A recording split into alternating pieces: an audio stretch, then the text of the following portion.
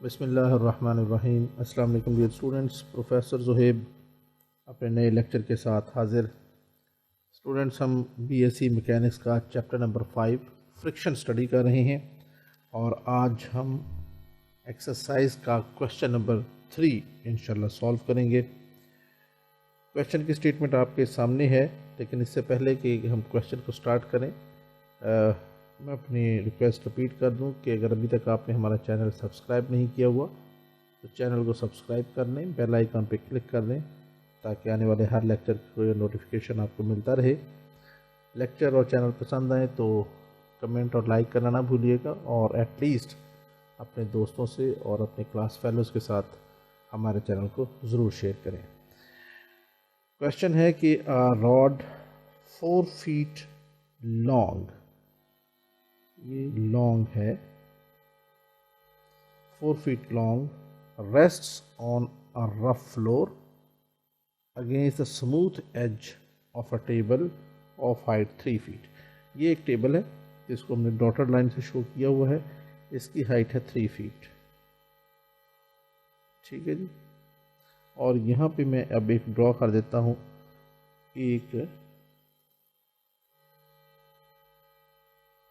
ये इन रॉड जिसकी लेंथ जो है वो 4 फीट के बराबर है। तो इसके नाम हम रख लेते हैं पॉइंट ए, इसको कह देते हैं पॉइंट बी, इसको हम कह देते हैं सी, और ये पॉइंट डी कह देते हैं। ए डी हमारे पास एक रॉड है जिसकी लेंथ क्या है, 4 फीट के बराबर है। और if the rod is on the point of slipping when inclined at an angle of 60 degree to the horizontal, यानी ये रॉड जो है हॉरिजॉन्टल के साथ क्या बना रहा है, 60 डिग्री का एंगल। तो हमने मालूम करना है find the coefficient of friction. ये चूँकि रफ हॉरिजॉन्टल फ्लोर है तो यहाँ पे फिर इसका जो नॉर्मल डायरेक्शन होगा उसको हम आर से डिनोट कर देते हैं, और ये जस्ट वैसे ही है। अब यहाँ पे नॉर्मल रिएक्शन क्या होगा, देखिए ये है रॉड पूरा ऊपर तक गया हुआ और नॉर्मल रिएक्शन हमेशा क्या होता है, परपेंडिकुलर होता है। तो यहाँ पे फिर नॉर्मल रिएक्शन परपेंडिकुलर रहेगा और वो परपेंडिकुलर क्या होगा, वो इस तरह का ये बनेगा।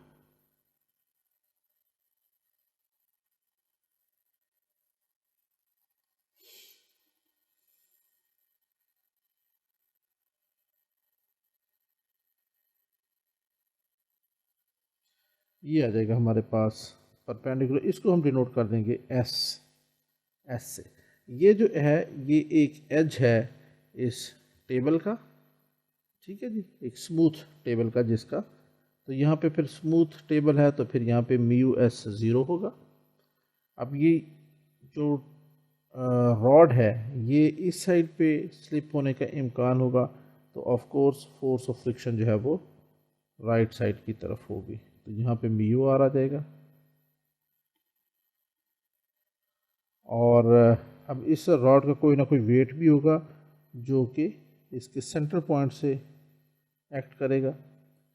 तो फ़र्ज़ कर लें ये इसका सेंटर पॉइंट है और यहाँ से फिर हम एक वेट भी ड्रॉ कर लेते हैं जो कि नीचे एक्ट करेगा। ये आ गया इसका वेट और इसको हम डिनोट कर देते हैं W से। तो ये हमारे पास एक फिगर ड्रॉ कर दी हमने। ये हमारे पास नॉर्मल रिएक्शंस ऑन सरफेस, ये normal reactions on this rod, तो ये 90 डिग्री का एंगल बनेगा। ठीक है जी। अब ये एंगल हमारे पास 60 डिग्री है तो ये एंगल हमारे पास बनेगा 90 डिग्री। अगर ये 90 डिग्री है तो इस ए बी सी में ये एंगल क्या बन जाएगा, ये हमारे पास बन जाएगा 30 डिग्री, लेकिन इसकी खैर इतनी सिग्निफिकेंस नहीं है। ये अगर 60 डिग्री है तो ये एंगल क्या होगा, ये एंगल भी हमारे पास 60 डिग्री आएगा क्योंकि ये कॉरेस्पॉन्डिंग एंगल है, तो ये एंगल भी हमारे पास बन जाएगा 60 डिग्री। तो ये हमने यहाँ पे एंगल्स ड्रॉ कर दिए, मज़ीद भी एंगल आएगा तो फिर हम कर लेंगे। अब ये जितना भी हमने एक फिगर ड्रॉ कर दी है इसको हम डिस्क्राइब भी कर लेते हैं। जी स्टूडेंट्स, तो ये हमने यहाँ पे इसकी डिस्क्रिप्शन लिख दी है। Consider a rod A B of length 4 feet making angle 60 degree with the horizontal, ये और ए डी की लेंथ जो है वो यहाँ पे हम लिख भी देते हैं। ए डी हमारे पास that is equal to 4 feet है, राइट। इस पॉइंट का नाम हम यहाँ पे जी रख लेते हैं और ये डब्ल्यू है। सेकेंड एज जो है that is resting on a rough floor and smooth edge at a table of height 3 feet, ये एक टेबल है जिसकी हाइट 3 फीट है। Let W be the weight, ये इसका वेट हो गया। आर और एस इसके नॉर्मल रिएक्शंस हो गए। और आगे हमने ये लिखा कि since the system is in equilibrium therefore after resolving we get, हम फोर्सेस को रिजॉल्व करते हैं। तो रेजोल्यूशन हम पिछले 2 क्वेश्चन में हमने पढ़ा था कि जो फोर्सेस नीचे हैं वो एक साइड पे आ जाएंगी और जो उसके ऑपोजिट वर्टिकल फोर्सेस अपवर्ड होंगी वो दूसरी तरफ चली जाएंगी। तो यहाँ पे हमारे पास जो डाउनवर्ड फोर्सेस हैं वो तो है W, अपवर्ड फोर्सेस है R, ये हॉरिजॉन्टल फोर्स हो गई। लेकिन इसका हम क्या कहेंगे, ये S इस डायरेक्शन में जा रही है, ना तो इससे पता चल रहा है कि ये हॉरिजॉन्टल फोर्स है और ना ही इससे ये पता चल रहा है कि ये वर्टिकल फोर्स है। तो ऐसी सूरत में फिर हम इनको इस तरीके से रिजॉल्व नहीं करेंगे बल्कि अपने पुराने मेथड से ही रिजॉल्व करेंगे, यानी तमाम फोर्सेस के एंगल्स के साथ, ठीक है। ऐसी सूरत में जब कोई एक फोर्स वो क्लियर कट पता ना चल रहा हो कि वो हॉरिजॉन्टल फोर्स है या वर्टिकल फोर्स है, तो फिर उनकी हम एंगल्स के साथ इनको पुराने तरीके से रिजॉल्व करेंगे। या फिर एक और तरीका भी है कि इस फोर्स के रिजॉल्व पार्ट्स फाइंड आउट करेंगे अलॉन्ग एक्स एक्सिस और अलॉन्ग वाई एक्सिस, लेकिन वो एक लेंथी प्रोसीजर है।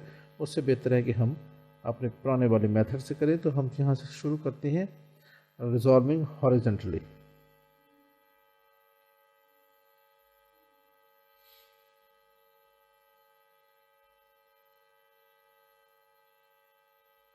रिजॉल्विंग हॉरिजॉन्टली, ये है हमारे पास सबसे पहले फोर्स है R और ये जो एंगल बन रहा है दैट इज 90 डिग्री, तो ये हो जाएगा कॉस ऑफ 90 डिग्री प्लस दूसरी फोर्स हमारे पास ये म्यू आर, ये हो जाएगी कॉस ऑफ 0 डिग्री प्लस तीसरी फोर्स है ये W और ये हो जाएगा कॉस ऑफ, देखिए यहाँ से ये ऐसे इसका एंगल बनेगा 270 डिग्री। इस पॉइंट को हमने G माना हुआ है, तो ये हो जाएगा 270 डिग्री। तो यहाँ पे आ जाएगा कॉस ऑफ 270 डिग्री। अगली फोर्स आ जाएगी चौथी और आखिरी फोर्स S, तो ये हो जाएगा S कॉस ऑफ, अब यहाँ पे देखें ये 60 डिग्री एंगल था, तो ये कॉरेस्पॉन्डिंग एंगल ये भी 60 डिग्री है प्लस ये 90 डिग्री एंगल है। तो ये जो टोटल एंगल है ये वाला, क्योंकि ये पैरेलल है, ये वाला जो लाइन है ये that is parallel to this horizontal surface, तो ये वाला एंगल हमने मालूम करना होगा विच इज़ इक्वल टू 60 जमा 90 150 डिग्री। तो यहाँ पे हम लिखेंगे cos of 150 degree and this is equal to 0। ये हमने फाइंड आउट कर लिया। अब वैल्यूज पुट कर दें। This implies R cos 90 0 plus mu R into cos 0 1 के बराबर प्लस W और फिर cos 270 डिग्री ये भी 0 के बराबर plus S into cos of 150 degree, ये बराबर होता है, आप कैलकुलेटर पे देख लें, -3/√/2 and this is equal to 0। तो ये हमारे पास आ जाएगा, दिस इम्प्लाइज ये और ये तो ज़ीरो हो गए, mu R minus 3√/2 into S and this is equal to zero. यहाँ से फिर हम एस अगर निकालना, यहाँ से हम अगर एस निकालना हो तो क्या हो जाएगा, ये उस तरफ चला जाएगा तो ये बन जाएगा 3√/2 into S is equal to mu R, और यहाँ से फिर हमारे पास एस आ जाएगा 2 into mu R divided by 3√, और इसको हम कह देंगे this is our equation number 1 है। अब हम इसी लाइन को with respect to Y axis या वर्टिकली रिजॉल्व करते हैं। Now resolving all the forces vertically, तो अब क्या होगा, जहाँ जहाँ पे cos वहाँ पे sin, r इंटू sine of 90 degree plus mu R sine of 0 degree plus w sine of 270 degree, और आखिर में आ जाएगा plus s into sine of 150 degree and this is equal to 0। अब वैल्यू पुट कर देते हैं हम, r साइन 90 डिग्री 1 के बराबर प्लस म्यू आर साइन 0 के बराबर प्लस w इंटू, अब साइन 270 डिग्री हमारे पास -1 के बराबर होता है, और प्लस s साइन 150 डिग्री हमारे पास 1/2 के बराबर होता है प्लस में, और दिस इज इक्वल टू 0। तो हमारे पास इस पूरे एक्सप्रेशन में ये 0 हो गया, बाकी हमारे पास बच जाएगा this implies r minus w plus s/2 this is equal to 0। यहाँ से अगर हमने r निकालना हो तो ये क्या आ जाएगा, this implies r is equal to, इसको उठा के उधर लेके गए राइट पे तो ये प्लस हो जाएगा w, और ये s/2 माइनस हो जाएगा। और स्टूडेंट्स इस एक्सप्रेशन को हम कह देते हैं this is our equation number 2। अब हम क्या करते हैं, हम यहाँ से s की वैल्यू निकालते हैं, तो इस r को हम उठा के इक्वेशन नंबर 1 में पुट कर देते हैं। Put value of r in equation number 1, तो फिर क्या बना, अगले पेज पे चलते हैं।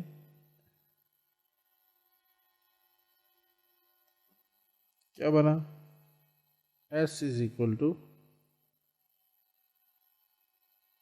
इक्वेशन 1 में क्या है 2 म्यू, और अब r की वैल्यू क्या हमने निकाली है w माइनस s/2, तो हो जाएगा w minus s/2 divided by 3√। जी देख लेते हैं एक दफ़ा फिर, डिवाइडेड बाय 300, राइट। अब इसको थोड़ा सिंप्लीफाई कर दें, this implies 2 mu w minus, अब इसको इससे मल्टीप्लाई करेंगे तो 2 से 2 कैंसिल हो जाएगा, बाकी बचेगा म्यू s, बस म्यू s रह जाएगा, तो इसको ज़रा सीधा लिख लेते हैं, म्यू s और डिवाइडेड बाय 300, ये हमारे पास आ गया। इसको अलग अलग कर देते हैं, तो ये बन जाएगा 2 mu w over 300 minus mu s over 300। ठीक है जी। अब यहाँ से हम, और ये किसके बराबर है, s के बराबर है, तो यहाँ से फिर क्या आ जाएगा, दिस इम्प्लाइज s और इस फैक्टर को जिसमें s मौजूद है इसको उठा के इधर ले आए, तो ये प्लस हो जाएगा, plus mu s over 3 under root और इक्वल आ जाएगा 2 mu w over 3 under root.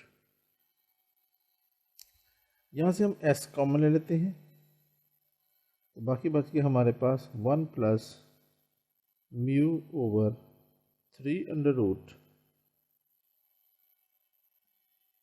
इसको थोड़ा सा सेट कर लेते हैं, and this is equal to right hand side पे 2 mu w over 3 under root. अब इसको थोड़ा सा सिंप्लीफाई कर दें, this implies s is equal to, इसका एलसीएम हो जाएगा 3 अंडर रूट, तो ये हो जाएगा 3 under root plus mu is equal to 2 mu w over 3 under root. ये हमारे पास आ गया। अब s की वैल्यू हम फाइंड आउट कर लेते हैं। हम क्या करते हैं, क्रॉस मल्टीप्लिकेशन कर देते हैं। यहाँ पे 3 अंडर रूट से 3 अंडर रूट तो कैंसिल हो रहा है, तो ये तो इधर से ही अगर दोनों तरफ 3 अंडर रूट से मल्टीप्लाई करेंगे तो ये दोनों ख़त्म हो जाएंगे। बाकी हमारे पास क्या बच जाएगा, दिस इम्प्लाइज s की वैल्यू आ जाएगी हमारे पास 2 mu w over 3 under root plus mu, और ये आ जाएगी हमारे पास इक्वेशन नंबर 3, राइट। तो हमने s भी मालूम कर लिया। अब हमने एक्चुअल में मालूम क्या करना है, हमने कोएफिशिएंट ऑफ फ्रिक्शन मालूम करना है, म्यू की वैल्यू। तो अब हम करते क्या हैं कि हमने इन 2-3 इक्वेशंस को मिला के इस r को कर दिया है एलिमिनेट। तो इसलिए हमें बेहतर होगा कि हम with respect to this point a moment ले लें ताकि r दोबारा रिपीट ना हो। तो हम क्या कहते हैं, नाउ टेकिंग मोमेंट अबाउट ए, क्या हो जाएगा, पहली फोर्स है r और इंटू 0 हो जाएगा, प्लस म्यू r इंटू 0, क्योंकि ये a में से ही पास कर रही हैं दोनों फोर्सेस। इसके बाद आ गया w, तो मैं अभी इसके साथ सिंबल नहीं डाल रहा, सिर्फ w लिख रहा हूँ, w और इसका परपेंडिकुलर डिस्टेंस वो क्या होगा, अब ये a b c d, इसका नाम हम रख लेते हैं e, ये e आ गया। तो हमने क्या कहा, w इंटू इसका perpendicular distance from this point a is AE, ये आ गया। उसके बाद आ गया जी अगली फोर्स एक ही रह जाती है, दैट इज दिस s, और इसका जो परपेंडिकुलर डिस्टेंस है वो ये बन रहा है AC।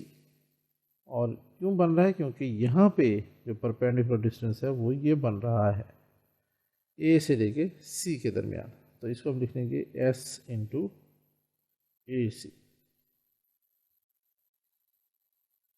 And this is equal to 0। अब यहाँ पे देखें, ये W फोर्स है, इसके साथ कौन सा सिंबल आना है, प्लस आना है माइनस आना है। तो इसके लिए हम क्या फ़र्ज़ करते हैं, हम फ़र्ज़ ये करते हैं कि यहाँ पे हमारे पास एक कॉइन पड़ा हुआ है, ये W फोर्स है जो नीचे की तरफ एक्ट कर रही है। हम इस फोर्स को पैरेलल में यूं लेके आते हैं ऐसे करके, और इसको यहाँ पे लेके आके टच करवाते हैं। जैसे ये फोर्स इस सिरे पे आके इस कॉइन से टच करेगी तो ये कॉइन क्लॉकवाइज डायरेक्शन में मूव करना शुरू कर देगा, रोटेट करेगा, तो इसलिए इसके साथ डायरेक्शन आ जाएगी नेगेटिव। दूसरी है S इंटू AC। अब S की फोर्स यूं अमल कर रही है, तो अगर हम इस S की फोर्स को यूं यहाँ तक ले आए और यहाँ से ऐसे पैरेलल में ऐसे एक्ट करवाएं, तो जैसे ये फोर्स यहाँ पे टच करेगी, ये कॉइन इस डायरेक्शन में यानी एंटी क्लॉकवाइज डायरेक्शन में रोटेट करेगा, और एंटी क्लॉकवाइज का मतलब है इसके साथ एंगल प्लस बनेगा, लिहाजा इसके साथ हम कर देंगे प्लस। अब ये और ये तो ज़ीरो हो गए, so this implies minus W into A E plus S into A C, and this is equal to zero, और इसको हम कह देंगे this is our equation number 4। अब हमने इस इक्वेशन में ए ई की वैल्यू पुट करनी है और ए सी की वैल्यू पुट करनी है।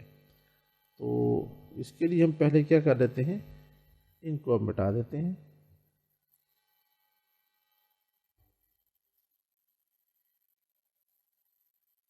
ठीक है जी। तो अब ट्रायंगल कंसीडर करेंगे जिसमें ए ई शामिल हो, तो वो बनेगा ए ई जी, जी ए ई जी। तो हम कहेंगे now consider right angle triangle O E G. अब हमने मालूम करना है ए ई। हमें मालूम है कि ये एंगल है 90 डिग्री और ये एंगल है 60, तो जहाँ पे 90 और 60 एंगल इकट्ठे हो जाए तो वो बन जाएगा हमारे पास कॉस, और ये हो जाएगा, सॉरी वो हो जाएगा बेस, और ये इसका है हाइपोटेन्यूस। तो क्या हुआ, बेस ओवर हाइपोटेन्यूस यानी कि A E over A G, and this is equal to, ये क्या बनेगा, कॉस का एलिमेंट बनेगा, तो इसके साथ हम लिखेंगे कॉस ऑफ 60 डिग्री, क्योंकि base over perpendicular hypotenuse is always cos के बराबर होता है। अब यहाँ से हम क्या मालूम करेंगे, this implies A E is equal to A G cos of 60 degree. अब ए जी किसके बराबर है, देखें ए से लेकर डी तक ये तो हमने लिया हुआ था A D is equal to 4 feet. तो जी जो है वो हमेशा सेंटर पॉइंट होता है जहाँ से वेट डाउनवर्ड एक्ट करता है, तो इसका मतलब ये हुआ कि ए जी हमारे पास वो 2 फीट के बराबर हो जाएगी। सो दिस इज वाई हमारे पास क्या बन जाएगा, ए जी इज इक्वल टू 2, कॉस 60 की वैल्यू हम जानते हैं 1/2 के बराबर होती है। सो देयरफॉर ए ई हमारे पास आ जाएगा 1 के बराबर। अब हम मालूम करते हैं ए सी की value. Now consider right angle triangle जिसमें ए सी आए, तो वो हो जाएगा ए सी और ये बी, तो ये ए बी सी ये वाली ट्रायंगल है, इसको हम कंसिडर करते हैं ए बी सी। तो यहां से अब क्या होगा, C D B C over A C, हमने ये मालूम करना है। आप ए बी भी कर सकते हैं, लेकिन बी सी से हमें ये फ़ायदा होगा कि हमें बी सी की इस वैल्यू का पता है। तो ये हमारे पास है 90, ये है हमारे पास एंगल, तो नीचे वाला ये बन जाएगा हमारे पास बेस, ये हमारे पास हो जाएगा बी सी परपेंडिकुलर, और ए सी हमारे पास रहेगा हाइपोटेन्यूस। तो हम क्या करते हैं, B C over A C,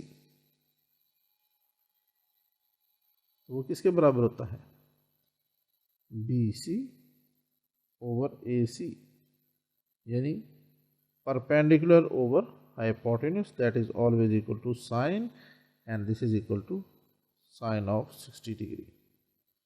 So this implies BC is equal to AC sine of 60 degree.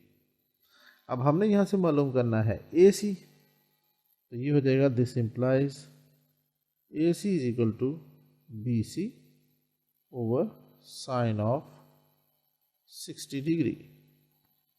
So this implies AC is equal to, अब BC किसके बराबर है?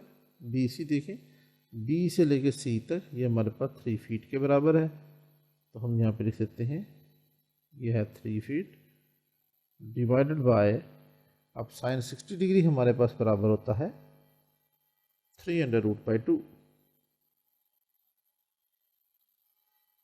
सो this implies AC is equal to, ये फिर ऊपर चला जाएगा 2 multiply by 3 divided by 3√. So therefore AC हमारे पास आ जाएगा 2 इंटू 3√. ये कैसे? क्योंकि इस 3 की पावर 1 है, नीचे पावर हाफ है, तो ऊपर जाके नीचे वाली पावर माइनस हो जाएगी, 1 की पावर में से 1/2 माइनस हो जाएगी, तो ये हमारे पास AC आ गया. पुट वैल्यूज कौन कौन सी? एक ये वाली वैल्यू और दूसरी ये वाली वैल्यू. इन इक्वेशन नंबर 4, तो फिर क्या होगा? -W, तो AE की जगह पे आ जाएगा हमारे पास 1 प्लस S, और AC की जगह हमारे पास आ जाएगा 2 into 3√, and this is equal to 0. अब यहाँ से हम अगर निकालना चाहें W, तो W को उस तरफ ले जाते हैं, तो ये हो जाएगा plus W is equal to 2 into 3√S. This implies W is equal to 2 into 3√, और अब हम यहाँ पे वैल्यू पुट कर देंगे S की. S की वैल्यू हमने क्या निकाली हुई है? इक्वेशन नंबर 3 में. आइए देखते हैं कहाँ पे है इक्वेशन नंबर 3. ये S की वैल्यू है हमारे पास 2 mu W over 3√, plus mu. तो ये वैल्यू हम पुट कर देते हैं यहाँ पे. W इक्वल टू 2 इंटू 3√, और साथ में आ जाएगा 2 mu W over 3√, plus mu, और ये ब्रैकेट क्लोज हो गई. अब यहाँ से हमारे पास इधर भी W है, इधर भी W है, तो ये W इस W से कैंसिल हो गया. क्रॉस मल्टीप्लिकेशन कर दें, तो ये हमारे पास क्या आ जाएगा? दिस इम्प्लाइज, चलें यहाँ पे आ जाएगा 1 इज इक्वल टू, इधर थोड़ा सिंप्लीफाई करें, 2 को 2 से मल्टीप्लाई किया तो ये हो गया 4 into 3√ into mu divided by 3√ plus mu. तो ये हमारे पास यहाँ से हो जाएगा, this implies 3√ plus mu, and this is equal to 4 into 3√ mu. यहाँ से फिर थोड़ी सी सिंप्लीफिकेशन, हमने म्यू मालूम करना है, तो इस म्यू को उठा के हम इधर ले जाएंगे, तो ये बन जाएगा 4 into 3√ mu minus mu, and this is equal to 3√. यहाँ से फिर म्यू कॉमन ले लें, बाकी रह जाएगा 4 into 3√ minus 1, and this is equal to 3√. यहाँ से फिर हमारे पास आ जाएगा म्यू की वैल्यू हमने फाइंड आउट करनी है, तो this will be equal to mu is equal to 3√ over 4 into 3√ minus 1. This implies mu is equal to 3√ की वैल्यू 1.732 डिवाइडेड बाय, इसकी वैल्यू 4 इंटू 3√ मैं कैलकुलेट कर लेता हूँ अपने कैलकुलेटर पे, तो ये हो गया 5.928. सो देयरफॉर म्यू आ जाएगा हमारे पास डिवाइड होने के बाद 0.292, ऑडियो स्टूडेंट्स, ये हमारा आंसर आ गया। आई होप स्टूडेंट्स कि ये क्वेश्चन आपको अच्छी तरह समझ में आ गया होगा। क्वेश्चन सही तरह समझ में आ गया, लेक्चर पसंद आया हो तो अपने दोस्तों से लाजमी शेयर कीजिएगा, कमेंट कीजिएगा, लाइक कीजिएगा। इंशाल्लाह मिलते हैं बहुत जल्द अपने नेक्स्ट लेक्चर में। जब तक के लिए इजाज़त, अल्लाह हाफ़िज़।